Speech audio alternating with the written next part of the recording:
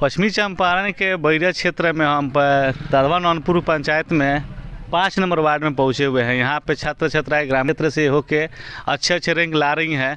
कल इंटरमीडिएट परीक्षा की एग्ज़ाम निकली हुई है। यहाँ जो 5 नंबर वार्ड की एक लड़की है पुष्पांजलि कुमारी, जो अच्छे नंबर लाई हैं, 427 नंबर लाई हैं, 26 नंबर लाई हैं। आइए हम उनसे पिताजी से मिलते हैं कि कितना संघर्ष किया है। आपका क्या नाम पड़ेगा? आचार्य संजय पाठक नाम है जी। और बच्चों को पालन से लेकर पढ़ाने तक मुझसे जहाँ तक हुआ मैंने किया। शुरू में ये लोग ओपी एकेडमी एक है भितहा में, वहाँ पढ़े कुछ दिन जी। फिर वहाँ से ये लोग सरकारी स्कूल में भी कुछ दिन पढ़े। फिर उसके बाद बेतिया इन लोगों को ले गए। बेतिया एलएस सेमिनरी है KR के पास, वहाँ ये लोग पढ़े। पढ़ाई वहाँ बहुत अच्छी चल रही थी। तब तक कोरोना आ गया। कोरोना काल के बाद बच्चे डर के सब लोग अपने अपने घर गांव चले गए। उसी क्रम में पढ़ाई का समय इन लोगों का लॉस ना हो, इसको लेकर के मैंने पखनहा हाई स्कूल में इन लोगों का एडमिशन करा दिया।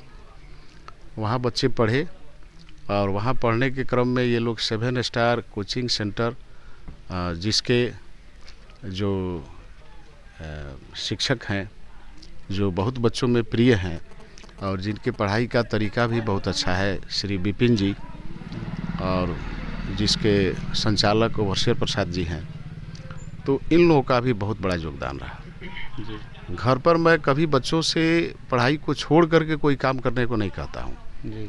मेरा भी उद्देश्य यही है कि शिक्षा है तो सब कुछ है। मैंने भी अपने जीवन में पढ़ाई की, तो जहाँ तक हुआ उन दिनों तो उतनी सुविधा नहीं थी पेरेंट्स की तरफ से या फिर स्कूलों में भी जी। लेकिन हम लोगों ने भी बहुत अच्छी पढ़ाई की, सेल्फ स्टडी की, लेकिन बहुत अच्छी की। उस समय सेल्फ स्टडी सब चलता था।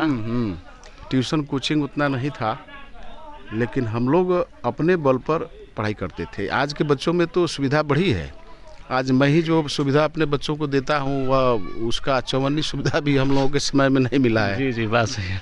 तो इसलिए मेरी बच्ची जो है, मैं शुरू से इसको देखा, जिस विद्यालय में भी गई वहाँ इसने टॉप किया अपने क्लास में। शिक्षक और प्राध्यापक, प्रधानाध्यापक, ये सब लोग इसकी प्रशंसा करते रहे हैं, तो मुझे खुशी होती थी। और इसने मैट्रिक में 414 नंबर ला करके फर्स्ट डिवीज़न लाया और मुझे खुशी हुई कि बहुत अधिक सुविधा न देते हुए भी अगर अपना परिश्रम। अच्छा, इसके पहले जो रिजल्ट मैट्रिक में आया था उसमें भी बेहतर नंबर लाई थी? हाँ, लाई थी। 414 नंबर को मैं अच्छा इसी कोचिंग से पढ़ गई? जिस कोचिंग में इसी कोचिंग से पढ़ी थी।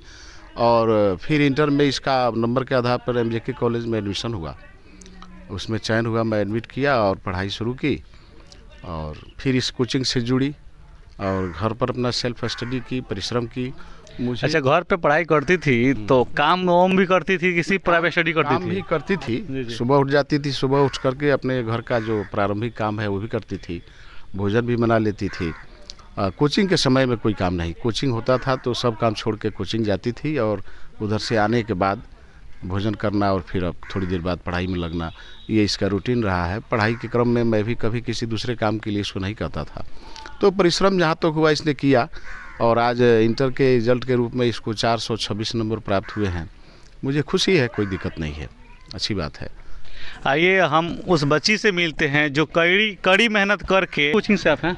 7 स्टार कोचिंग सेंटर। अच्छा, यहीं सर हैं जी। अच्छा, जो आप इतना मेहनत करके इंटरमीडिएट में 427 नंबर लाई हैं, इससे 26 नंबर, ऐसे आप संतुष्ट हैं? संतुष्ट तो नहीं है। आपका लक्ष्य था ना इससे ज़्यादा नंबर लाने का? जी। तो क्या हुआ कि इतना ज़्यादा नंबर नहीं ला पाई आप? थोड़ा सा लिखने में मिस्टेक हो गया, कटिंग ज़्यादा मुझे लगता है हो गया, नहीं हो पाया जितना सोचा था मैंने नंबर लाने का, पूरा नहीं हो पाया। लेकिन मुझे लगता है कि इससे ज़्यादा नंबर मैं ला सकती थी। अच्छा, अभी अंदर ही हौसला है कि हम 400 से भी ज़्यादा अंक ला सकते हैं, 426 से भी ज़्यादा अंक ला सकते हैं। ठीक है, 426 अंक आप लाई हैं, इसे भी बहुत बड़ा खुशी है, आपका मेहनत रंग लाई है। लेकिन इसके विषय में क्या करना चाहिए, कैसे पढ़ाई अपनी तैयारी की गाँव क्षेत्र में रह के भी?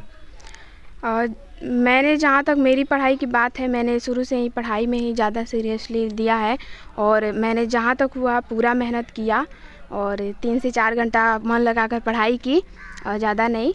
तो मुझे लगता है कि पढ़ाई की हूँ तो इतना नंबर आया है। तो सिर्फ पढ़ाई करते थे कि मम्मी के साथ घर पे काम हाथ बहुत जहाँ बढ़ाते थे? ज़रूरत होती है वहाँ मम्मी का हेल्प करना तो इम्पोर्टेंट होता है, और मम्मी का हेल्प ही करती थी मैं पढ़ाई के साथ साथ, और जहाँ भी ज़रूरत होती थी जो इम्पोर्टेंट होता था वर्क उसको तो करना ही होता था। अच्छा ठीक है। आपके जो दोस्त थी लोग, लड़की लोग, जो छात्र छात्राएं थी लोग आपके बैच के पढ़ने वाले, उन लोग को आपसे कम नंबर आया होगा, उन लोग तो बहुत नाखुश होंगे आपसे।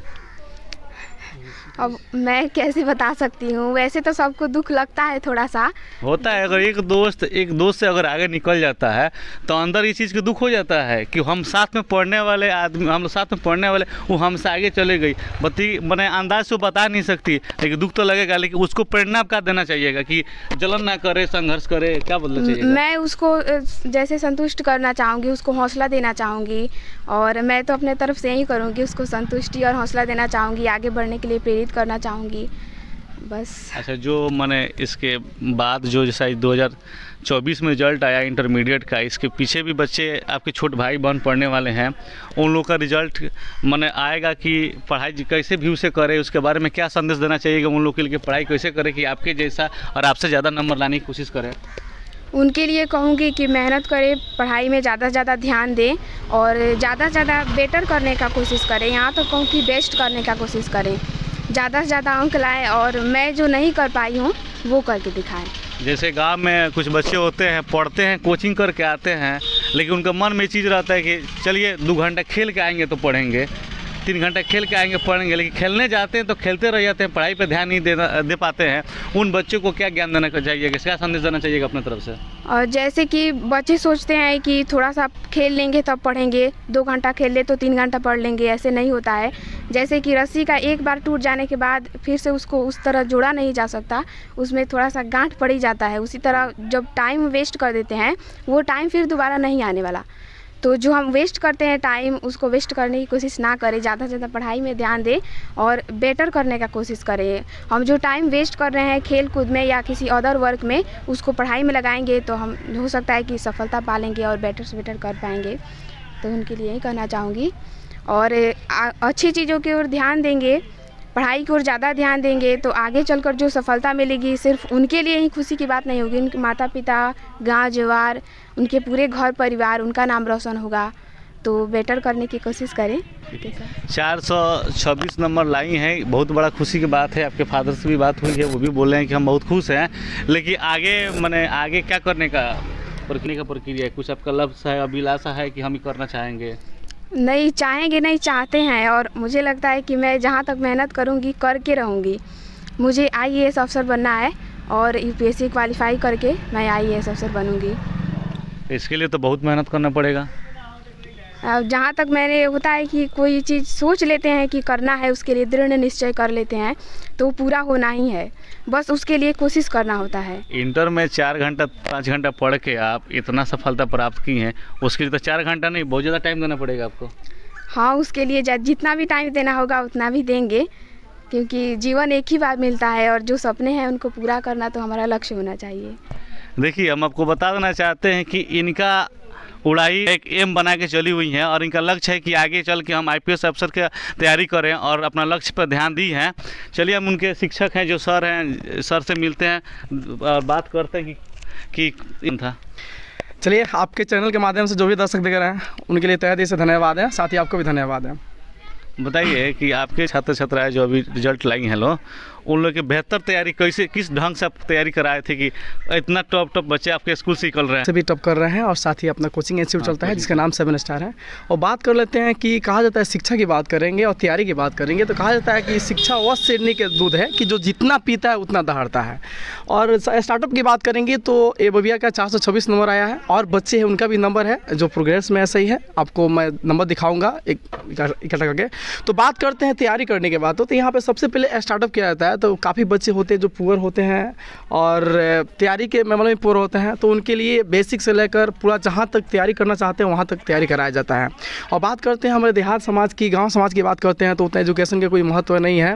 तो हम याद जहाँ से पढ़ाना स्टार्ट किए वहाँ से मैं स्टार्टअप किया और वहाँ से एजुकेशन को मैं ऊपर बढ़ाने के प्रयास करते हैं। हर साल बढ़ा रहे हैं और हर साल अच्छा रैंक दे रहे हैं। और बात करते हैं तैयारी के लिए तो जो भी विषय है उसको एकदम बेहतरीन तरीक़ा से और बेसिक वाइज बेसिक तैयारी कराया जाता है सब विषय। अच्छा एक मिनट सर, जब आप कोचिंग पढ़ाते हैं उसमें बच्चे लोग एंट्री लेते हैं तो उन लोग को टेस्ट लेके आप क्लास में मैंने पढ़ाते हैं कि पहले पढ़ाते हैं, पहले वैसे ही बोल देते हैं कि ठीक है पढ़ो, फीस से मतलब है, हमको फीस सिर्फ लेने से काम से मतलब है? एक्चुअल बात ये चीज़ है कि यहाँ पे देहात है, टेस्ट लेने की तो दूर की बात है।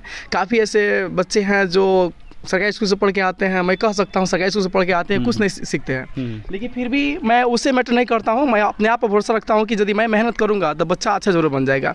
तो टेस्ट लेने की बात नहीं है, सबसे पहले खड़ा होकर जो बेसिकली नॉर्मल टेस्ट होता है उसके लिए मौखिक टेस्ट ले लेते हैं और उसके बाद एंट्री कर लेते हैं। जो कमजोरियाँ होती है उसको मैं एक क्लास 2 क्लास में बुला के 3 क्लास में बुला के हम पढ़ाते हैं और वो कमजोरियाँ दूर कर देते हैं और उसके बाद जिसके अकॉर्डिंग चलना है उन लोग के उस पद पर ला के मैं तैयारी करना शुरू कर देता हूँ। अच्छा, कहीं कोचिंग में हमने ये भी देखा है कि अगर 50 बच्चे पढ़ रही हैं, 20 बच्चे छात्र छात्राएं पढ़ रही हैं, उसमें से कहीं 10-5 बच्चे ऐसे होते हैं जो पढ़ाई लेवल में एकदम साफ जीरो रहते हैं, उन लोगों को तैयारी कैसे कराते हैं? देखिए यही तो बात बोले आपसे कि जो पहले आते हैं उन लोग को मौखिक टेस्ट लेते हैं, देखते हैं कि कितना कंसेप्ट है कितना कंसेप्ट नहीं है, और कंसेप्ट नहीं है तो बैच में पढ़ाने के बाद भी उन लोग को एक्स्ट्रा बैच में बुला के पढ़ाया जाता है। जैसे 2 बैच 3 बैच में बुला के उन लोग की कमियों को दूर करा दिया जाता है और स्पेशली उनको बैच में फिर उसमें रख दिया जाता है, उस पर भी पढ़ाया जाता है, प्लस 2-3 बैच जो पिछला बैच है उसमें बुला के पढ़ाया जाता है।